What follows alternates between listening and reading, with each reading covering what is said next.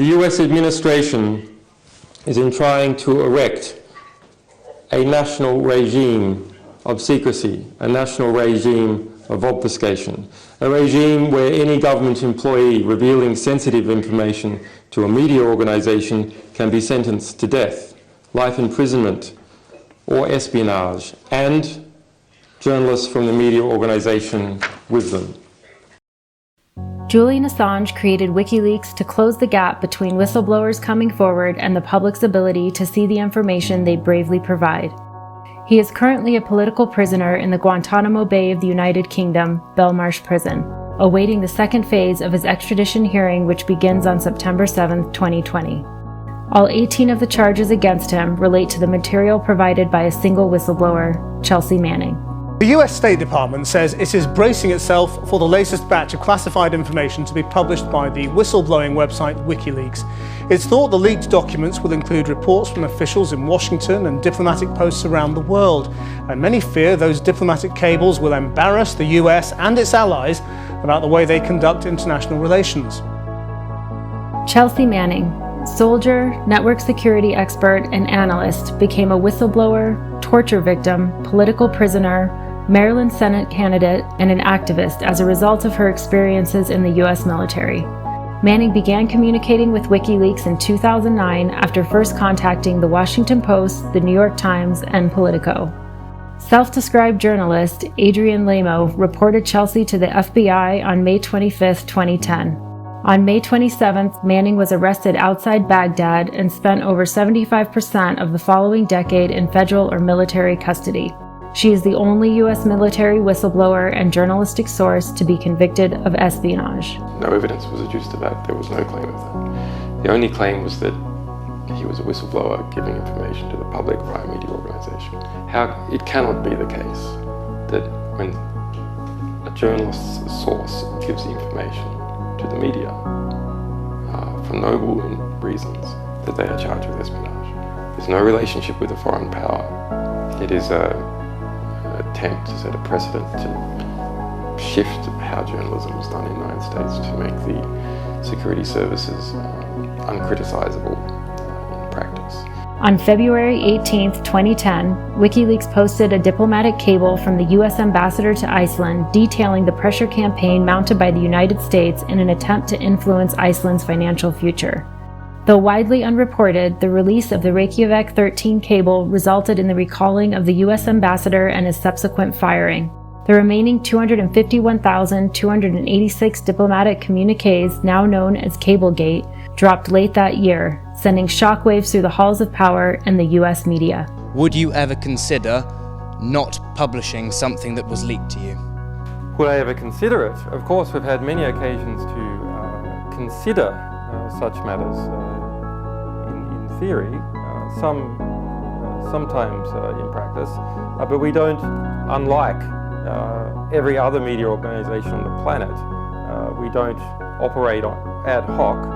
We have a policy, we have a public policy, and the public policy is that we promise to represent whistleblowers like a lawyer does in getting their material out to the public with just one provision, that the material is of diplomatic, political, ethical or historical significance and has not been published before or is under some kind of threat against publication. The Guardian would say their fear of libel suits even for information that is true. The Guardian removed 2/3 of an entire cable which had a list of Bulgarian organised crime figures in it. It removed the fact that, mentioned in a Kazakhstani cable, that ENI was corrupt. It removed that the Kazakhstani political class in general was corrupt. So let's be very, very careful to scrutinise every claim, every single claim that something should be held secret. The fundament of justice is that it's got to be open and it's got to be transparent. And a decision to censor something has encoded within it a secret process. Because if the process is not secret, the information is not censored. So that is the original sin of censorship. As a decision-making process, a quasi-judicial process, it is not a transparent process, it is a closed, secret court. Following her arrest, Chelsea was transferred stateside, where she spent a year in solitary confinement on the U.S. Marine Corps base in Quantico, Virginia. Her treatment at the hands of her own government raised international concerns. In 2012, the UN Special Rapporteur on Torture, Juan Mendez, labeled it cruel, inhumane, and degrading. She was transferred again to Leavenworth, Kansas to serve out a 35-year sentence after pleading guilty to 17 out of 22 charges. Her sentence was commuted by President Obama in January of 2017. She was offered a visiting fellowship at Harvard in September of 2017, which caused Harvard fellows with CIA ties and then CIA Director Mike Pompeo no small amount of outrage. Her fellowship was nearly immediately rescinded. She ran for Senate in Maryland in 2018 in a bid to oust Ben Cardin. She was free and living her life. Commutation, however, is not the same as a pardon. While the Reykjavik 13 cable released earlier in the year garnered scant attention from the US press, the same cannot be said for the November 28, 2010 publication of what became known as Cablegate. The 251,287 document drop over the course of less than a year enraged the US government. Calls for Assange's imprisonment to murder rang out through DC, while the public and independent media poured over what was at the time the largest number of classified documents ever released. This led to Amazon refusing to host WikiLeaks' server and a rare show of corporate cooperation between the credit card companies and the United States government, as WikiLeaks suddenly found itself unable to accept donations. From May to July 2010, 91,731 documents were released containing field reports describing the brutality of US imperialism and adventurism in Afghanistan. They disclosed the cover-up of civilian killings, the death squad-like behavior of counterintelligence units, and other war crimes committed by US and coalition forces.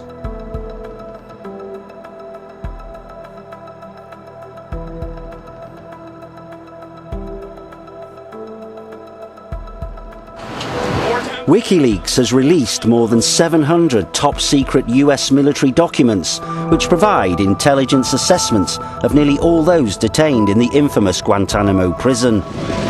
The files passed on to the New York Times and Britain's Guardian newspaper uncover years of manic intelligence gathering post 9/11, which resulted in the incarceration of innocent people on questionable evidence.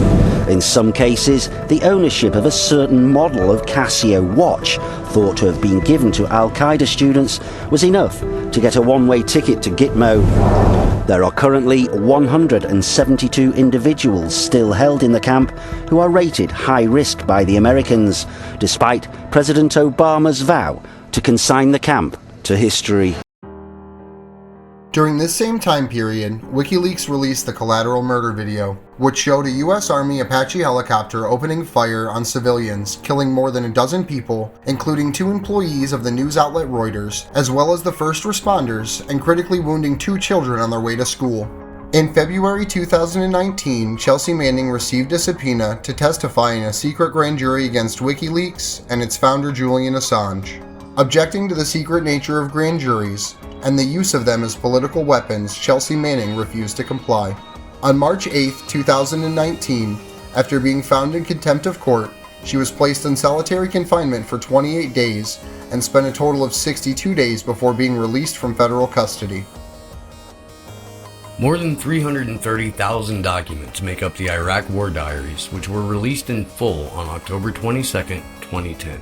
Along with the Afghan war logs, the material shows the unmitigated disregard for the lives of Iraqi civilians on the part of coalition forces and led to international calls for investigations. It was the single largest reveal of military documents in history.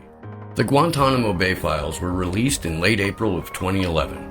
They detail accounts of cruel and inhuman treatment of prisoners labeled enemy combatants, ranging from 12 to 89 years of age, as well as a public relations manual for personnel to use when forced to speak around words like suicide and hunger strike. Several of these prisoners were guilty only of being political enemies to their home governments, including an Al Jazeera journalist from Pakistan. While running for president in 2008, then candidate Obama promised to close down the torture facility. Gitmo, however, remains open to this day. On May 9th, 2020, after only 7 days of freedom, Chelsea was once again forced to appear before the grand jury to testify against WikiLeaks and Julian Assange. Just as before, Chelsea refused to comply with the grand jury. She was once again found in contempt of court and ordered back to jail. During this period of imprisonment, the court fined her $500 for each day over 30 days in jail and $1,000 for each day over 60 days thereafter. U.S. law states that as long as the judge believes more time and more fines will break the prisoner, that person will remain in jail. Manning made it abundantly clear she would never break and that she had nothing to add to her testimony from her court-martial in 2013. This is the only time in U.S. history a private citizen has been incarcerated and fined in such a way and led to yet another UN Special Rapporteur on Torture, Niels Melzer, to label Manning's treatment as torturous. The 10-year-long grand jury into WikiLeaks and their founder Julian Assange was dismissed on March 12, 2020. Manning's testimony was no longer being compelled by legal demand, and she was finally released from custody. The fine she had incurred during her re-incarceration totaled a staggering $256,000. Chelsea's close friend, Kelly Wright, launched a crowdfunding effort to help pay off the massive and draconian fines. This task was achieved in less than 48 hours. The Manning leaks have become a part of our history. Every single person who has read from them gained a more full picture of the American empire, the true cost of war, and the real price of being a whistleblower in the U.S. regime. Action for Assange is a decentralized network of activists raising awareness about the ongoing torture and persecution of Julian Assange and the disintegration of free speech.